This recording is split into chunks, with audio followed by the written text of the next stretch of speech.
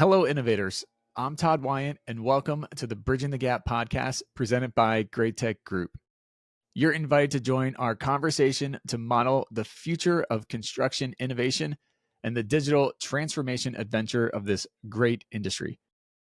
My guest today is Varun Kohli. He's the Director of Sustainability at Corgan, where he leads high-performance projects and advances environmental and social sustainability in architecture. With over 2 decades of experience, he has worked on projects from commercial and educational buildings to urban resiliency initiatives, while also teaching, writing, and advocating for design that harmonizes the built environment with natural ecology. Welcome to the show, Varun. Thank you, Todd. Thanks for having me. Yeah, absolutely. So I like to get started with how you got into this industry to begin with. What's your origin story into this? Well, gosh, it's been so long I've forgotten. But as a teenager, I just loved looking at, tall buildings and towers and decided this is what I wanted to do and got into architecture. And, soon enough, getting into architecture school, realized that it's much more interesting and fun to design smaller buildings. And then getting through undergrad and then working for a few years, I realized my passion was really in the sustainability side of things. Like I was really interested, in those days, this was back in 2000, early 2000s. And I was really interested in, how do you create better environments in building spaces? So it wasn't coming from like energy reduction or anything like that. It was, my drive was how do you get more better natural light into a building space? How do you get fresh air into a building space? And how do you make sure that your occupants are more comfortable? And so that's where it started, and it quickly turned into a much bigger thing than I had initially imagined it to be. Yeah. What's been the most kind of surprising twist over the 20 years? Well, it wasn't surprising, but it was gradual, right? So when I started, it was, I knew this is what I wanted to do. So I went to grad school at the Architectural Association in London, came back, and there was a lot of optimism in those days. Like we were going to solve this, climate issue. We were going to get in and, have all net zero energy buildings by 2030, and we're almost there. We're not quite there in terms of net zero buildings. So I wouldn't say there was anything surprising, but over time, as my hair grew gray, I realized that we're kind of missed the boat. And so here we are in 2025, right? It's not simply about hoping and we're still hopeful, but it's not simply about mitigating the climate change. It's also about adapting now. So as we're thinking about new buildings, it's no longer, yes, it needs to be sustainable. Yes, it needs to be low carbon, but at the same time, we're facing the reality, which is the impact of climate change that's upon us. So again, nothing surprising, but I think over time it's shifted, it's changed. At the same token, I would say we have also gotten so much more mature. Like when we started, we were, initially just talking about percentage reduction in energy use. Now we are so much more sophisticated when it comes to operational energy and carbon, right? We speak in carbon terms. We understand how that impacts the global, warming potential of whether it's materials that we use or the operations in the building. So I think we've matured quite a bit and we have come a long way. I wish we would have gotten here a little bit faster. Well, better late to the party, I guess, than never. It's funny when the 2030 challenge came out, it seemed like it was quite a ways away. And to your point, this is only 5 years. It's only 5 years. It's coming quick. It's upon us now. Yep. Not so far into the future. It's weird how that happens. Yeah. So I want to kind of dig into mass timber. Okay. But before we do that, let's set the stage so everybody's on the same page here. Can you give us a quick overview of what is mass timber? How is it being used in the industry today? Would you mind if I give you a quick background on who did this and what Corgan's doing before I get there? So Corgan obviously has been around for a long time. I joined the firm in 2023. I believe it's already been 2.5 years. But we launched or formalized our sustainability team and called it Corgan Echo.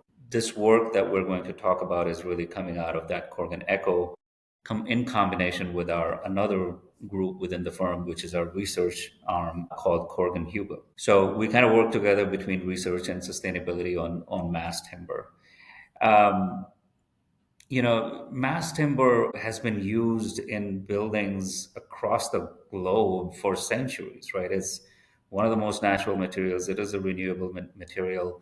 There are so many good qualities of using wood or mass timber in our buildings. I mean, everything from how humans feel around natural materials, um, and obviously now talking about carbon. We have all seen so much kind of a resurgence of use of mass timber in the past few years, over a decade almost now. Only and a lot of it is being driven by sustainability, and all of those factors count in, right? Like we're looking for materials that are low carbon, and when you compare mass timber with concrete or steel, it always comes out so much a better option. And as architects, we love it for its beauty, for its aesthetics, and again how we feel. It's not just physiological or psychological feel. It's everything that how humans feel around mass timber or anything related to natural materials. So it's become very popular, and it's something that has become, in some ways, a little over ambitious, I would say, in terms of trying to solve this carbon problem with using mass timber. And so there's a number of questions that popped up when we started looking at this as well. How sustainable is to use such a sustainable material in every project, right? Like Mm-hmm.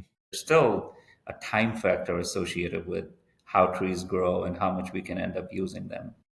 So, I mean, there's so much context and so much going on around use of mass timber in buildings, and it's happening everywhere, right? We see in education buildings, residential towers, commercial buildings, aviation. I mean, you've seen projects that are beautiful and being built out of mass timber, and even in aviation now. We have actually done a project which is quite interesting. I was speaking to somebody about it this morning. We did a project a few years ago where we reused a warehouse facility built out of mass timber, reused it to build a data center, and you can still see remnants of mass timber peeking through the ceiling. It's quite Wow. interesting. Yeah. Yeah, that's cool. So when a project team decides to use mass timber, who is actually making the call to begin with, and who's responsible for then sourcing the product? I mean, I would say it's the entire team, right? The idea may emanate from an architect or the design firm. And again, there's so many driving factors for that. A lot of times it's aesthetics, but what it comes down to is feasibility, cost, schedule, availability of the material. How fast is it going to be available in the region that we want to build? So a lot of factors come into play, of course. There is a cost impact. There is sometimes a schedule impact. So you have to ensure that the client and the builder and the contractor, everybody's on board in making such a move, because it's not a common practice. It's not something we use often. So it does require a little bit of an extra aspiration, I would say, from the entire team. Mm-hmm. And how early in the design process should that decision be made? I imagine pretty early on, because there's a domino effect that happens there. Yeah. I mean, I would say, by the time we were finishing or in the middle of schematic design, some of these, I mean, especially if you're going to go a mass timber route, that needs to be assessed. You got to bring in, structural engineers have to be on board. And it doesn't have to be, even within mass timber building design, there's so many variables, right? Like it doesn't have to be a fully mass timber structure. It could be a hybrid. It could be components of it. It could be just the beam and columns, so there are so many variables within, sort of the mass timber use in buildings. All of those factors can come into play, and then you could decide. I think one of the mistakes we always kind of make thinking about mass timber is that it's either in or out. Like it's all or nothing, but there are so many in betweens that can be done. Yeah, no, makes sense that putting your hybrid lens on and not having it being so black and white and stark. So I want to dig into some of the research that you guys have done, because you've done a lot there. What prompted Corgan to start digging deeper into mass timber's biogenetic carbon emissions? Yeah. Well, I'm not sure if you're aware, but there was a report that came out, I believe, late in 2023 by WRI, the World Resources Institute. Hmm. And that report was more about sort of land grab and the availability of basically resources for agriculture and other use. And one chapter kind of was focused on the use of mass timber or harvesting of mass timber from our forests for building industry. And there were a couple of statements made in that report basically saying that our industry was ignoring portions of carbon emissions associated with mass timber, and that we were wrongly assuming that mass timber was net zero when it arrived at our project sites. Hmm. That's really what prompted to for me and for others in our industry, and even and that's why we brought it back to our teams and say, hey, what are we looking at here? What are they talking about? What is it that we're missing? And it happened that around the same time we had published a little research paper that was discussing the use of mass timber in office buildings. It was exploring all aspects of it. And the embodied carbon was a small portion of that study. So I was linking the two and thinking, wait a minute, we're saying this is really good in low embodied carbon, but there is a WRI report that's stating something else. And so that really prompted our the beginning of our research. And the approach we took was, to say, let's understand why that statement is being made, what's going on, and if we can figure out a way to account for something that's not currently being accounted for.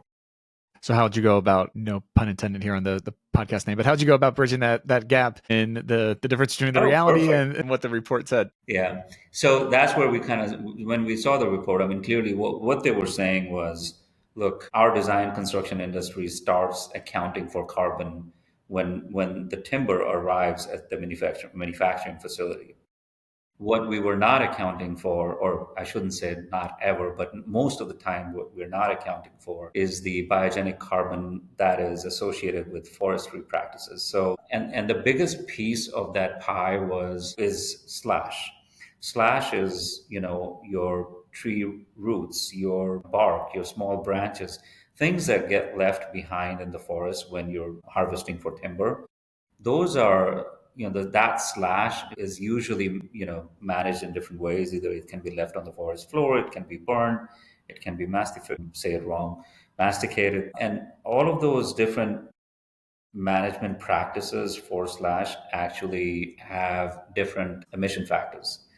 So there was that whole piece is something that is not typically included in an EPD. So if we get an EPD for, for mass timber, typically it's gonna ignore that part of the emissions. And that is nobody's fault. It's this, even the standards, the ISO standards that kind of dictate the production or the information that goes into EPDs does not mandate for anyone to include that information. So it's just typically just left out of our calculations. So that's where we started to bridge the gap. We said, all right, that's what we're missing. We know what it is. And so our research team kind of went out and said, well, how do we start calculating, or how do we start accounting? So walk us through how you and your team conducted that study of what databases, scenarios, what tools did you rely on to get all the information in? Well, yeah. So as I described, I think there's few factors that go into this, and none of this is, invented or discovered by us. I mean, there's information out there, right? We know different ways of calculating carbon emissions based on slash management.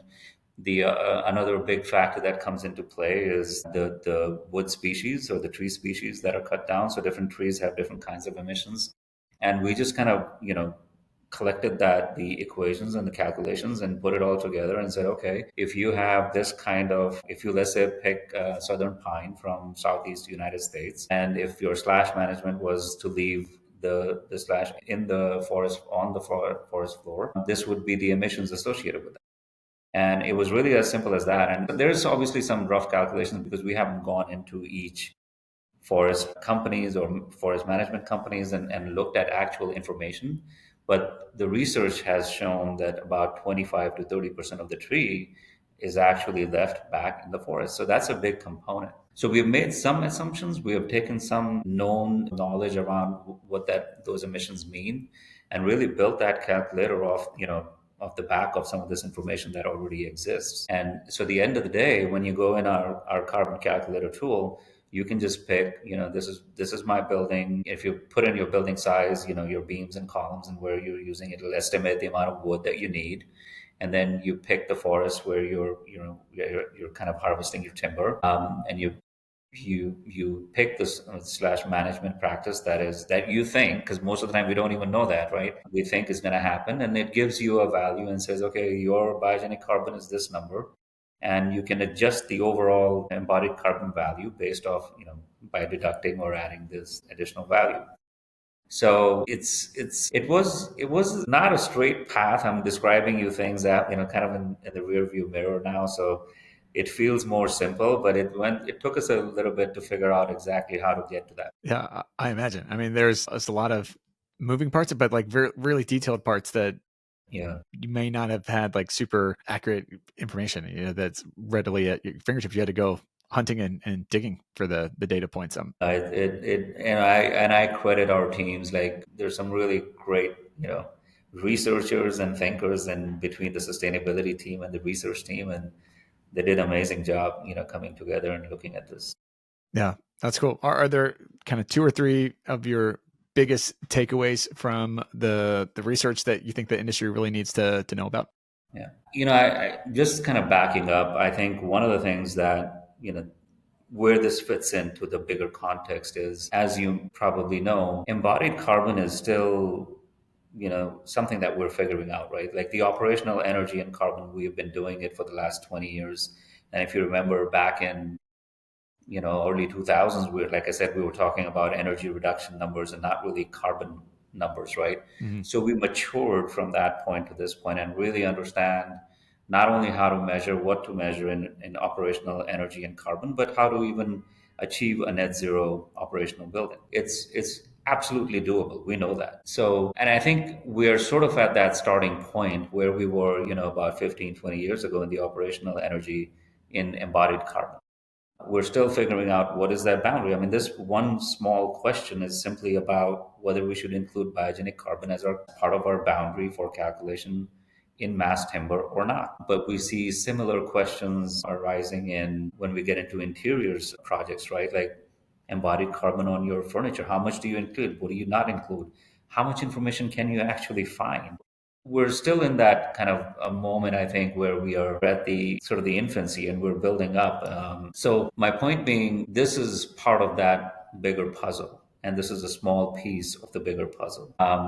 And the way we see this tool, and I'm sorry, I might have diverted away from your question, but I guess what I was trying to get at was we want to see this tool being used by as many people as possible. We're putting it out, it's open to public, and we want to get more feedback and then really turn it into something that fits into a larger puzzle.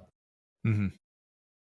Did I answer your question? I probably You did. No, that makes sense for sure. I want to pivot a bit and do a little myth busting. Okay. What do you think the industry maybe has been getting wrong when it comes to mass timber? I don't know if it's getting it. I think what's happening is that a couple of things. One, we tend to think that there's a single silver bullet, right? Like, that's going to solve the problem. And that's a bit of a problem with mass timber, right? That goes saying there's limited amount of forests. There's a time span factor, which is really critical. Even when people say that, you're harvesting timber from FSC certified forests, once you cut down a tree that has sequestered carbon for 80 years or so, now you're planting a new tree. That's going to take another how many years to come to the same point. So, I think what we ought to be doing is, yes, we use mass timber, but we have to keep our eyes on all other solutions, right? We still need low carbon concrete. We still need low carbon steel. We need to look at all alternative materials. We need to look at adaptive reuse. The buildings that have already been built, we need to be reusing them. So it's not a single thing. So that's one, right? Like, we kind of tend to jump on a bandwagon and say, okay, mass timber it is, and it's not. It's got limited at the end of the day. It's not sustainable to build every new building with mass timber. The other thing I think we wanted to kind of highlight based on our research and this tool is there are nuances. Like if we're as designers, architects, builders or property owners, when you're looking at a project that you want to use mass timber in, we need to kind of understand where the timber is coming from, what's going on with the forest management. Those are all important questions that need to be answered before we simply jump on and say, okay, let's get mass timber that may be shipped from Austria, right? Like that happens a lot. And if you look at even the emissions factors based on transportation, it's huge. So we shouldn't, there's no point building a mass timber building in Dallas if the wood is coming from Northeast United States, right? It just doesn't make sense. Yeah, it's counterproductive. Yeah. Yeah. What do you think the larger impact of this research is going to be on the industry's sustainability journey? Well, I hope that we are able to contribute to this, the development of knowledge that is going on around embodied carbon. I hope that, we get more people to kind of use the tool and give us feedback and see how we can kind of expand the tool or integrate the tool with others where it can really become part of a bigger workflow in design. I mean, I think, yeah, it's I just hope that it's not sitting, in isolation in one place and doesn't get utilized to its potential. Yeah. Well, a lot of work within it to it. And it sounds like it's a really great tool to give you insights and tangible results on something that has been really hard to really pinpoint with that. Yeah. Super helpful. No, I do think, I think it's a great tool, but it's such a small piece of a big puzzle, right? And hoping, talking to you and being on these podcasts and will help spread the message and more people will kind of try it out. Yeah, for sure. So if you could leave architects, contractors, or developers with kind of one takeaway about designing with timber, what would you want them to take away? I can say, ask deeper questions. We can't simply and as we were talking about this before, if you're starting a project and if you're considering mass timber, before you go down and make the decision, ask the right questions. Where would the timber come from? Which forest will it be extracted from? What are the practices? Who is the company? That level of research is so important before we make the jump into doing a mass timber building. Yeah, to be more curious and get the details. Hopefully we'll get to a point, in the next few years where we wouldn't have to do that. Like, there might be something that says, hey, if you're doing a building here, do not purchase or procure mass timber from a forest that's like across the ocean. Mm-hmm. Yeah. Interesting. But so as we start then, we have to ask the questions. There you go. As we start to land the plane on the conversation, a couple of rapid fire questions for you. What does the phrase modeling the future, what does that mean and look like to you? Modeling the future. Somebody had told this to me 20 years ago. I would love to see kind of a dashboard when I model, and I'm literally taking this into my world of architecture. But when I design buildings, I want a dashboard that tells me how good or bad I'm doing in terms of environmental impact. That'd be cool. That'd be very cool. What does innovation mean to you? Innovation to me is more in the lines with biomimicry. What do we learn from nature? That there's so many exciting things that happen within the natural environment. The more we can mimic that, I think the innovation will be much more successful. Yeah, I love that. It works in nature. It's super cool. So how do people find out more information and connect with you? Okay. Well, the best way to reach out and test out the tool is go to www.corgan.com/MT carbon calculator and try it out and send us your feedback. Awesome. Final question for you. If I could give you all construction power, you could snap your fingers and innovate one thing in the industry, what would you pick to innovate? Oh my God. That's a tough one. I would like to see us innovative in modular ways of building buildings. I feel like we've been building the same way for 1,000 years, and we haven't figured out how to do fast, innovative, interesting, and sustainable construction. Yeah. And I wish I could snap a finger and say, okay, I can put a building together in 5 days because everything exists and they're all smart and they come together. Yeah, that's cool. I'm super fascinated by modular construction and being Yeah. able to the potential there, snap pieces together. There's Exactly. something there. It's come a long way, but there's still definitely some runway Yeah. No, I to go. think there's, and it's also much more sustainable when you build in controlled environments. Yeah, 100%. Well, thanks so much for taking the time and joining Yeah. the show today. Thank you, Todd. Appreciate this. It was fun. And now it's time for my Todd takes from this episode. First take: no silver bullets. Mass timber is exciting, but it's not a cure all. We need to view it as one option in a broader toolkit of sustainable materials and strategies. And second take: the yes and approach. Sustainability isn't about choosing one perfect solution. It's about combining methods, technologies, and ideas to create better outcomes together. And finally, stay curious. The biggest breakthroughs come when we keep asking deeper questions. Where does this material come from? What's its impact? And how can we make it better? Thanks for listening to this episode. If you are interested in learning more, you can visit our sponsor, Great Tech Group, at asti.com for more information. You can listen to this podcast anytime by simply going to Apple Podcasts, Spotify, YouTube, or wherever you listen to podcasts. Also, be sure to check out our website, bridgingthegappod.com. As always, I'm Todd Weyandt, thanking you for joining the conversation to model the future on the Bridging the Gap podcast. Keep innovating.